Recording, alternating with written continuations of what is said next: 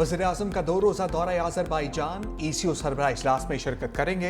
Airport पर Azerbaijan के वज़ीर सकाफ़त आदिल करमली, पाकिस्तान में सफ़ीर खिज़र फरहादोव, पाकिस्तानी सफ़ीर कासिम मोहिउद्दीन और आला सफ़ारती और हुकूमती एहलकारों ने वज़ीर-ए-आज़म और पाकिस्तानी वफ़द का इस्तकबाल किया। नायब वज़ीर-ए-आज़म इसहाक डार, वफाकी वज़ीर इत्तलात तारड़ और वज़ीर-ए-आज़म के मामले ख़ुसूसी तारिक फ़ातमी भी उनके हमरा हैं। शहबाज शरीफ रुकन ममालिक के दरमियान तिजारत, ट्रांसपोर्ट, राबतों और तवानाई के शोबे में ताउन पर बात करेंगे। वज़ीर-ए-आज़म इलाकाई और आलमी अमूर पर पाकिस्तान का नुक्ता नज़र पेश करेंगे।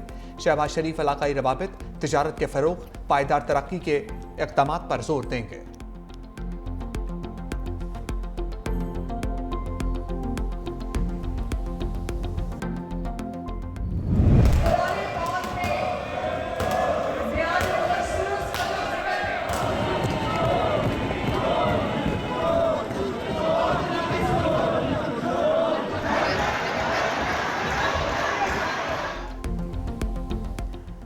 पंजाब असम्बली में ओपोजिशन के 26 अरकान के खिलाफ नाअहली रेफरेंस इलेक्शन कमीशन में दायर। रेफरेंस में कहा गया हंगामा आराई, बदतमीजी और स्पीकर की रूलिंग को नज़रअंदाज करने पर कार्रवाई की गई है। स्पीकर के बार बार कहने के बावजूद अरकान ने ऐवान में नस्ब व ज़ब्त बहाल नहीं होने दिया। गैर पार्लिमानी अल्फाज, शोर शराबा और बदनज़मी पर कार्रवाई की सिफारिश की गई। अरकान ने जानबूझकर कार्रवाई में खलल डाला। शोर शराबे के बायस असम्बली की कार्रवाई मुअत्तल करना पड़ी। स्पीकर ने 26 MPs को नाअहल करने के लिए फहरिस्त इलेक्शन कमीशन में जमा करवा दी।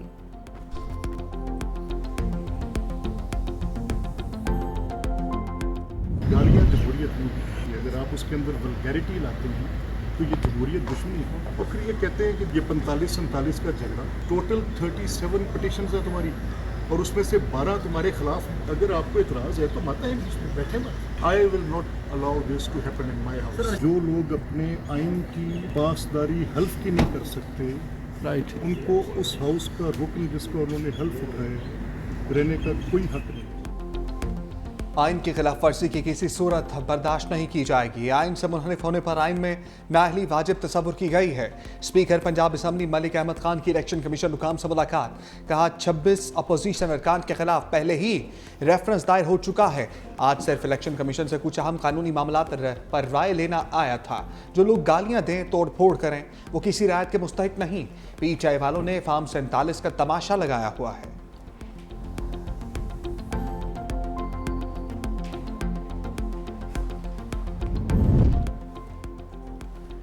PTI का मुनहरिफ अरकान के खिलाफ रेफरेंस भेजने का फैसला। PTI के रहनुमा असद कैसर ने कहा कि जिन 4 अरकान ने 26वीं आईनी तरमीम में वोट दिया उनके खिलाफ सिफारशात मुरतब की हैं। ये अरकान PTI के टिकट पर जीते थे और उन्होंने कुरान पर हल्फ उठाकर पार्टी से वफादारी का अहद किया था। जल्द रेफरेंस स्पीकर को भेजा जाएगा। देखते हैं वो क्या कार्रवाई करते हैं। मुनहरिफ अरकान में चौधरी उस्मान अली, मुबारक ज़ेब, औरंगज़ेब खिच्ची और ज़ुहूर कुरैशी शामिल हैं।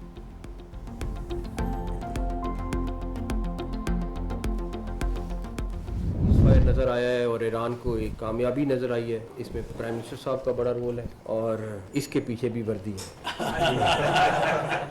भारत ने एक बेस के ऊपर तकरीबन 11 के करीब मिसाइल फायर की। आप यकीन करें, एक भी मिसाइल किसी जहाज़ को या किसी को नुकसान, कोई बेस के आगे गिरा, कोई बेस के पीछे गिरा, कोई बेस के साइड।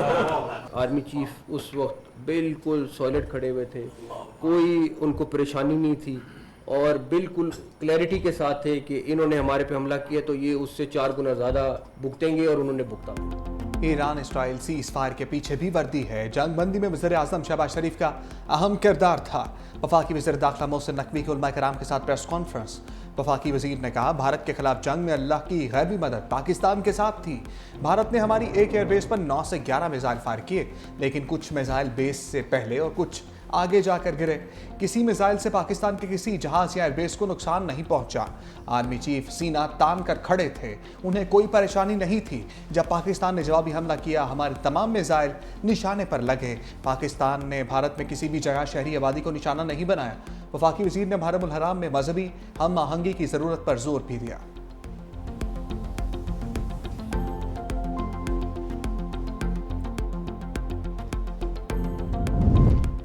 ख्वाजा आसिफ की तनकीद पर स्पीकर कौमी असम्बली सरदार अय्याज सादिक का इजाफी तनख्वाह लेने से इनकार। वज़ीर-ए-आज़म के नाम खत भी लिख दिया। स्पीकर ऑफिस ज़राए के मुताबिक सरदार अय्याज सादिक ने लिखा, मेरा तनख्वाह से कोई ताल्लुक है, ना ही दिलचस्पी है। तनख्वाह बढ़ाने का फैसला वज़ीर-ए-आज़म और वफाकी काबीना का इख्तियार है। बेशक मेरी तनख्वाह ना बढ़ाएं, मेरा कोई मुतालबा नहीं है। अयाज सादिक ने ख्वाजा आसिफ के इल्ज़ामात का जवाब देने से भी गुरेज किया। स्पीकर की तनख्वाह में इजाफे के मुतालिक हतमी फैसला अब वज़ीर-ए-आज़म करेंगे।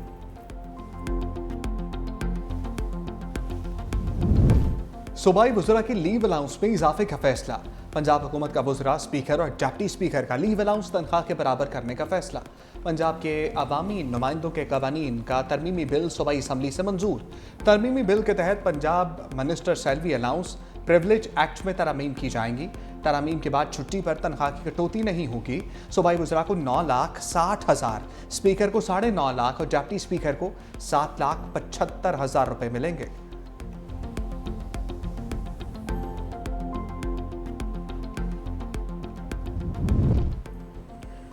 हुकूमत ने कौमी बचत स्कीमों पर शरह मुनाफा में मज़ीद कमी कर दी। डिफेंस सेविंग सर्टिफिकेट्स पर मुनाफे की शरह 15 बेसिस पॉइंट्स कम करके 11.76% कर दी गई। स्पेशल सेविंग सर्टिफिकेट्स पर मुनाफे की शरह में 30 बेसिस की नुमाया कमी, मुनाफे की शरह 10.6% पर आ गई। इस्लामिक सेविंग अकाउंट में मुनाफे की शरह कमी के बाद 9.75% कर दी। शौदा फैमिली वेलफेयर अकाउंट पर मुनाफा 24, जबकि रेगुलर इनकम सर्टिफिकेट पर मुनाफा 20 बेसिस पॉइंट्स कम कर दिया गया है। नून लीग के सीनियर रहनुमा का पीटीआई को एहतजाजी सियासत छोड़कर मुज़ाकरात का मशवरा। वज़ीर दिफा ख्वाजा आसिफ ने कहा कि चाहते हैं पीटीआई से मुज़ाकरात में खुलकर तमाम बातें हों। सियासी जमातों में इत्तफाक़ी राय से तमाम बातें तय होती हैं। तहरीक इंसाफ में आपस में ही इत्तफाक नहीं रहा। ख्वाजा साद रफीक ने कहा कि बानी पीटीआई अपने सीनियर साथियों की राय से इत्तफाक करें तो बातचीत हो सकती है। मुहर्रम के बाद भी एहतजाजी तहरीक कामयाब नहीं होगी। पाकिस्तान को इस वक्त नए मिसाक जमहूरियत की ज़रूरत है।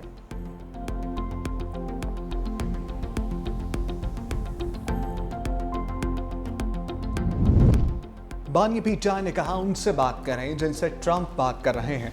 हुकूमत से बात करने का कोई फ़ायदा नहीं क्योंकि उनके हाथ में कुछ नहीं। अलीमा खान की मीडिया से गुफ्तगू, कहा अवाम 17 सीटों वाली हुकूमत के साथ नहीं। बानी पीटीआई को तन्हाई में डालकर माइनस करने की कोशिश की जा रही है। हज़ारों लोगों पर कभी एक साथ इतने केसेस नहीं हुए, लेकिन मुश्किल वक्त गुजर जाएगा।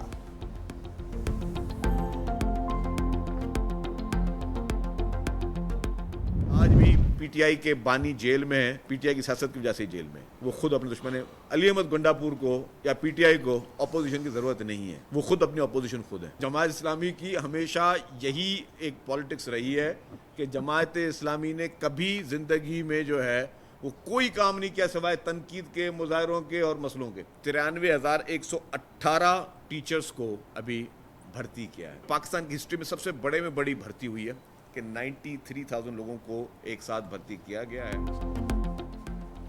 बानी पीटीआई अपनी पार्टी की वजह से जेल में है। अली अमीन गंडापुर को किसी ऑपोजिशन की जरूरत नहीं। तहरीक इंसाफ वाले खुद अपने दुश्मन हैं।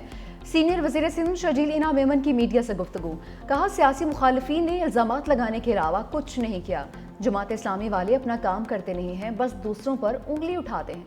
चेयरमैन बिलावल भुट्टो के विजन के मुताबिक सिंध में इनकलाबी काम हो रहे हैं। रोटी, कपड़ा और मकान पीपल्स पार्टी क़यादत की जिद्दोजहद का महवर है। सैलाब मुतासरीन को 21 लाख घर दिए हैं। 4 लाख खानदानों को मुफ्त बिजली दी जा रही है।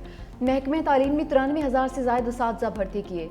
मुहर्रमुल हराम के दौरान मातमी जुलूसों की फुल प्रूफ सिक्योरिटी यकीनी बनाएंगे।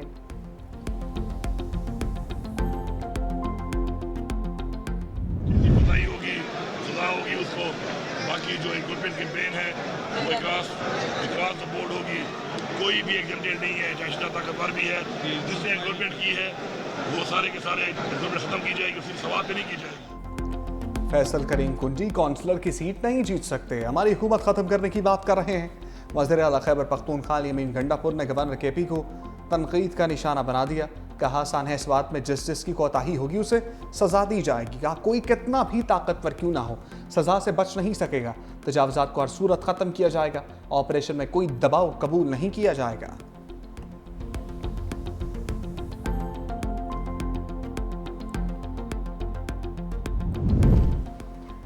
तहरीक इंसाफ के रहनुमा असद कैसर की सऊदी सफ़ीर नवाफ बिन सईद अल मालकी से मुलाकात। दो तरफ़ा ताल्लुकात, खिते की मजमूई सूरत हाल और बाहमी दिलचस्पी के अमूर पर तबादला ख्याल। असद कैसर ने कहा कि सऊदी अरब के साथ अपने दरीना बरादराना ताल्लुकात को पाकिस्तान कदर की निगाह से देखता है। पाकिस्तान सऊदी अरब के साथ ताल्लुकात को मज़ीद मुस्तहकम बनाने का ख्वाह है। दोनों बरादर ममालिक मज़हब, अखुवत और तारीख के लाजवाल रिश्तों में बंधे हुए हैं।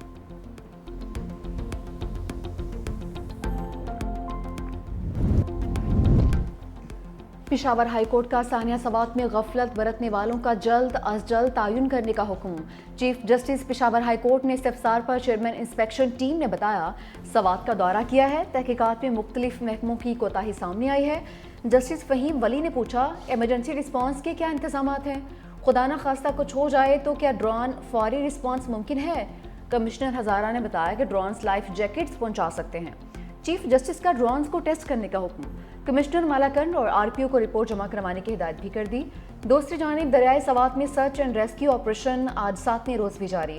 रेस्क्यू टीम ने फजागढ़ से लंडाके के दौरान दरिया के मुख्तलिफ हिस्सों में सर्च ऑपरेशन किया। सियालकोट से ताल्लुक रखने वाला नौजवान अब्दुल्ला ताहाल लापता है। शुजाबाद में आले वाले पुल के करीब 2 कमसिन बच्चे नहर पार करते हुए डूब गए। रेस्क्यू हुकाम ने दोनों कमसिन बच्चों की लाशें नहर से निकालकर वरसा के हवाले कर दी। कमसिन बच्चों की लाशें घर पहुंचने पर कोहराम मच गया।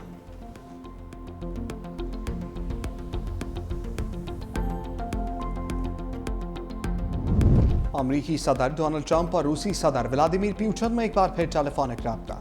दोनों रहनुमाओं में 1 घंटा बातचीत। रूस का ईरान का मसला सफारती ज़राए से हल करने पर जोर। व्लादिमीर पुतिन ने कहा, यूक्रेन से मुतल्लिक मकासद से पीछे नहीं हटेंगे, बातचीत से मसले के हल की तलाश जारी रखेंगे।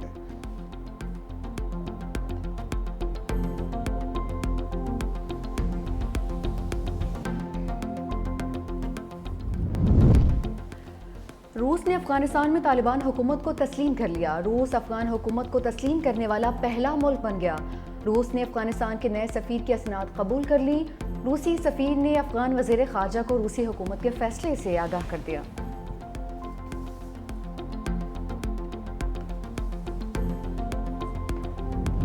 पाक भारत जंग के बाद खेल के मुहाज पर भी टाकरे का इम्कान। ग्रीन शर्ट्स भारत में शेड्यूल एशिया कप हॉकी में शरीक होगी।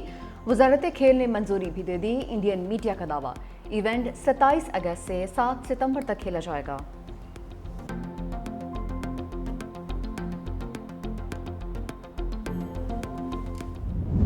नांगा पर्वत सर करने की मुहिम के दौरान चेक रिपब्लिक की कोहपेमा जाम बहक। नांगा पर्वत बोनर में बेस कैंप में ऑक्सीजन सिलेंडर फटने से खातून कोहपेमा हलाक हुई। खातून 7 रुकनी ग्रुप में शामिल थी।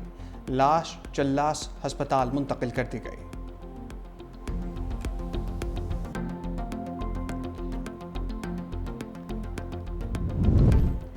एशियन गेम्स में पाकिस्तान का अव्वलीन मेडल जीतने वाले रेसलर दीन मोहम्मद इंतकाल कर गए। उन्होंने 1954 के एशियन गेम्स में पाकिस्तान के लिए गोल्ड मेडल जीता था।